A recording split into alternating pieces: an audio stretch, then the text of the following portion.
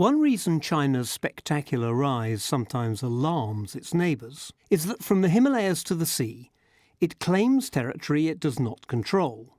In the West, China's border dispute with India is more than a minor cartographic tiff. China claims an area of India that is twice the size of Switzerland, the state of Arunachal Pradesh. Further west, China occupies Indian-claimed territory next to Kashmir. In 1962, China won a brief war over the dispute. Now, however, a more immediately dangerous standoff is the one between China and Japan over disputed islands in the East China Sea, known as the Senkaku in Japan and the Diaoyu in China. The surrounding seas may be rich in oil and gas, which Japan says provoke China's interest. Japan says they've always been its territory.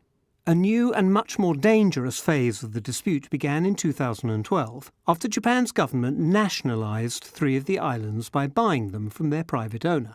Infuriated, China since then has been sending its ships and planes close to the islands, now challenging even Japan's claim to control them.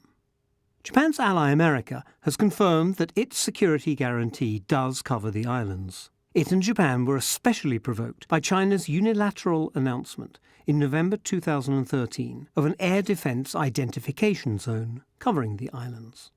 The worry is less of a deliberate war than an accidental collision at sea or in the air might escalate. Similar fears cloud the disputes in the South China Sea, where the maritime claims in Southeast Asia are even more complex, and again, competition is made more intense by speculation about vast potential wealth in hydrocarbons.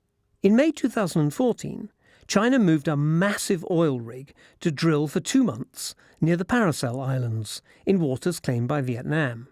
China has an expanding navy and projects power from its submarine base on Hainan.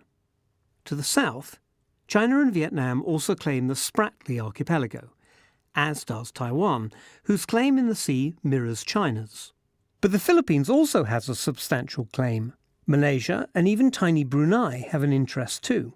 In 1995, China evicted the Philippines from Mischief Reef, and in 2012 from Scarborough Shoal.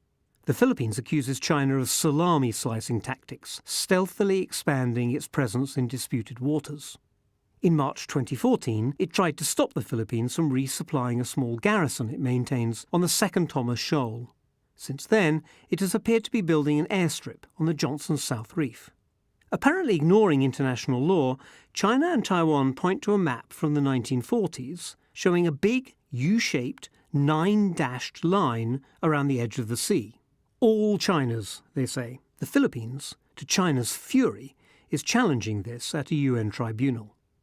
A huge chunk of global trade and almost 1/3 of seaborne crude oil passes through the South China Sea, so these uncertainties worry America as well as countries nearby. The status of Taiwan is also still unresolved. In practice, it has been independent since 1949, but China still insists that one day it must accept Chinese sovereignty. Polls suggest that few in Taiwan are in any hurry for that day to come.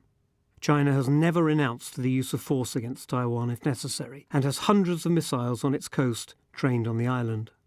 No one is asking the Tibetans in China's west, or the largely Muslim Uyghurs of the neighbouring region of Xinjiang, whether they want to be part of China, but many of them certainly hanker after independence. That is one reason why China cannot show weakness on what it sees as issues of national sovereignty.